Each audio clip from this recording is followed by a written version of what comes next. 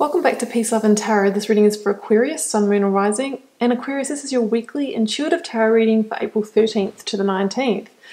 This week for you, we have the Crumbling Oracle card and we have the Satya Oracle card behind that. We have the Ten of Swords, the Ten of Wands, the Lovers, the Hermit, the Page of Cups and the Ace of Pentacles. So obviously some pretty intense energies this week here, Aquarius. We do have what I see as quite a definite ending. The Crumbling is a lot like the Tower in this Oracle deck. So I feel like for some of you, there is a very definite ending here that's going to potentially bring about quite a abrupt change in your life. I feel like it has come through a decision that potentially you have been sort of driving a lot of that, but it really is time for it to be released here because we see a new beginning coming in for you, which I think is going to be something quite unexpected. Like there is a sense of, even though you had some, control in this decision making, how it's going to unfold and where you're going to end up.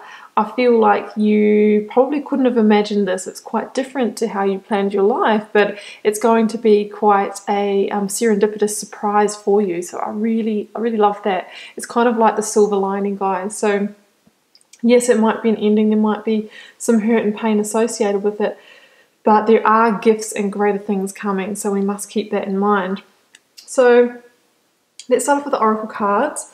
First of all, I just want to read out, or not read out, I was going to talk about the Satya card here that we see from the beautiful Yogic Path deck. Now, Satya card is a lot about, living your truth and peeling the layers, peeling the onion to get to your sense of authenticity, to get to the core. So I feel like whatever you're releasing in this situation is something that is no longer in alignment with you, and maybe a situation where you felt like you couldn't truly be yourself, you feel like you couldn't be truly self-expressed, whether that's in work or romance. So it's essential that it's released, because I think you're on this journey, through this Hermit's journey here of maybe a sense of awakening, spiritual awakening, or coming back to yourself and reconnecting with your inner truth, your inner wisdom. So that's actually, really beautiful. It is almost like a journey back to yourself, and when we're in that place, that's often when new beginnings that come in are so powerful for us, because when we know ourselves at that level, we can see the things that really line up with us, and they are just going to be, something that's, what I'm trying to say is that feels so good because it feels so right. Now, the Crumbling. This is kind of like our Tower energy, and obviously so many of us are going through Tower moments at the moment because of what's going on in the world, and a lot of it is kind of forced hand stuff, but we have to remember that everything is playing out exactly as it's meant to, as uncomfortable as it feels right now. So I'm just going to read that one out to you guys. What are you clinging on to? There is a shift happening right now where anything inauthentic can no longer survive. Well, that's pretty much exactly what we heard in Satya, guys. Relationships, jobs, social structures, anything built on a shaky ground is destined to crumble down. It's happening to bring you back home to who you truly are, both individually and to society as a whole. So you can live a life that is in alignment with who you truly are. When you're in the thick of it, it can feel like a personal attack from the universe. Have faith, because these difficult times will be your defining moments. You will be reborn in the fire. Well, that's pretty much just what we talked about. It's amazing how this all plays out. You are being called to surrender to this, because this is all part of bringing you home, bringing you back to where you're really meant to be in life, back on your life path. So we see here in your recent past the Lovers and the Ten of Wands. So there is something that needs to be released, whatever it is for you. Whatever this Tower was, it needs to fall. The towers in our lives can be our relationships. They can be, job and career. They can be a persona that we've built for ourselves, a way of being. Something that's just not serving us anymore. Can be a big truth coming out, a revelation. With the Lovers here, the Lovers, before it was just like a love card in the tarot, it was a card around big matters of the heart, and usually a big decision. So I feel like there's been a really big decision at hand for you. That could be to end the relationship, to walk away from the job, to, totally, come out as who you truly are in this world. So I feel like there's a certain amount of it that has come at your control actually in this situation. And I feel like whatever it is that you are making this decision about, you've carried it for long enough. You know, the Ten of Wands shows somebody who is quite weighed down or burdened by this, and it's really stopped them from maybe receiving other opportunities in their lives. I mean, this person here is just on autopilot going, you know, from this path, work to home, or wherever it is that you journey to each day, carrying this heavy weight. And because this weight is so heavy, or this burden, it's like, you know, there's no energy there to see new pathways, to see new opportunities. And metaphorically, they're also clouding the vision here. So it's like, what has this been blocking? Maybe this tower that you've built is actually, you know, as much as it might have been a comfort in a certain way, it's been your biggest block to getting to the other side, to getting to something far greater. So it had to come down. You know, it wasn't a tower of truth. It was built on a shaky foundation. So it really is time to release that here this week, because sometimes, you know, those towers, our biggest fears are what block, you know, our biggest discoveries or our biggest new beginnings. I mean, we do have the Ten of Swords here, and the Ten of Swords can be a painful ending, and like, it can be painful because maybe we've just let this go on for a long time. Sometimes we don't end things when the energy is right for it, because it's so painful. We can really try and patch up the tower and to hang on to it. But eventually, you know, we usually cycle back around to the beginning, because deep down, if we're honest with ourselves, we know that it wasn't right for us. We knew that the foundation wasn't secure, and it wasn't, you know, really leading us to where we wanted to be in life. The Ten of Swords can be a betrayal as well. You know, being deceived by somebody, that is at one sense of this card. Both of these cards really show somebody who's quite fatigued and drained from the situation over what I'm sensing quite a long period of time. But we see, you know, that new beginning, that new dawn, that new day, it's just sitting right there, ready to crack through this tower. It's really been ready for quite some time. It's just been waiting for you to, you know, have that strength and courage to make this decision to say, you know what, no more, let the tower fall.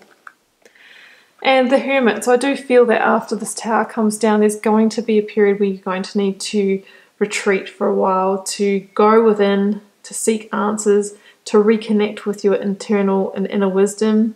The Hermit can be, you know, needing healing as well. It's also, you know, that card of, you know, going within to gain that hindsight on the situation, to connect the dots, to kind of understand it. And it's through that process that we start to heal.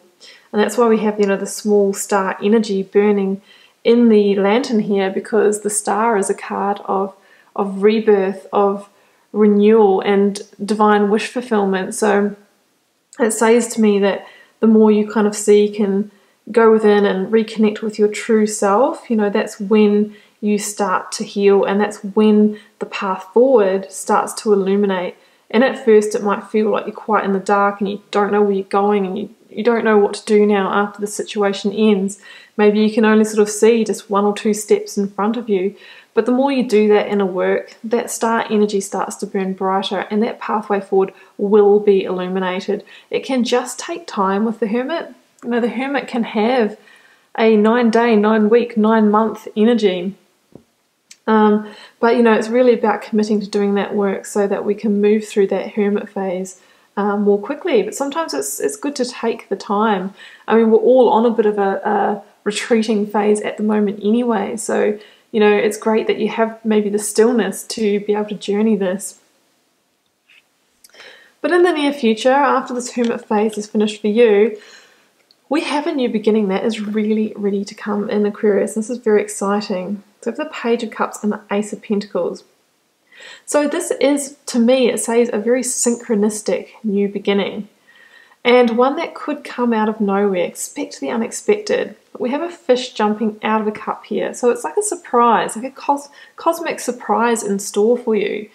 And the Ace of Pentacles, you know, it's kind of like a divine gifting. It can be the big coin, the money card, you know, some kind of windfall, new job, new business, something like that, new creative project, because the Page of Cups can be a strongly creative energy.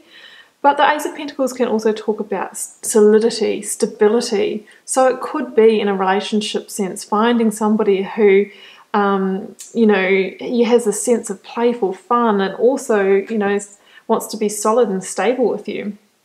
The Ace of Pentacles normally comes in after we've had to, you know, journey a path, climb a mountain, go through a portal, let a tower fall.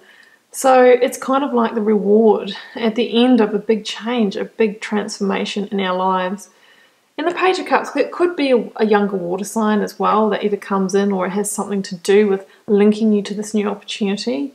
So that would be a Scorpio, Pisces or Cancer. But it doesn't have to be. It could just be a very creative individual, or it can just stand for the fact that this opportunity is really going to come in some kind of way that you just didn't expect, or that the opportunity itself is something that's like, well, I never considered that.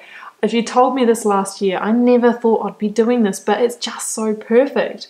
The other kind of surprises that can be behind the tower. It's almost like that tower was it was blocking a blind spot. I feel like there's something that you're going to discover about yourself or your future or what you want to do with your life that is so perfect for you, but you just didn't see it. That's what I'm feeling. That's really cool. I've got a few of those in my life, and it's just amazing when you find those gifts. And when you do find that gift, just remember that aces are like the seeds. They're the pure potential. So we then need to take that thing and grow it, to love it and nurture and expand it, to put the work in, to take the inspired action, not just to kind of discover it and then go, okay, well, I don't really know what to do with it. So just make sure that you, you know, do what you need to do with it. It might even be study, or maybe it's starting a YouTube channel, whatever it is, you might need to put in some hard work, or it could be meeting someone. So we make sure that we really stay connected with them, we're doing our part and all of those things. So Aquarius, I love this energy. It is really beautiful down the track, and it's potentially going to be a journey to get there. But I feel like right now, with what's going on in the world, is the perfect time to call in these great changes, because that is the energy that is really alive for all of us at the moment. Okay, Aquarius, I'm going to leave it there. I hope you enjoyed the reading. Do keep in mind it's a general reading, so it won't be for every one of you. Feel free to leave me a comment, because I always love to know how it's playing out in your daily life and if it resonates. And I'll see you back here next week for another reading.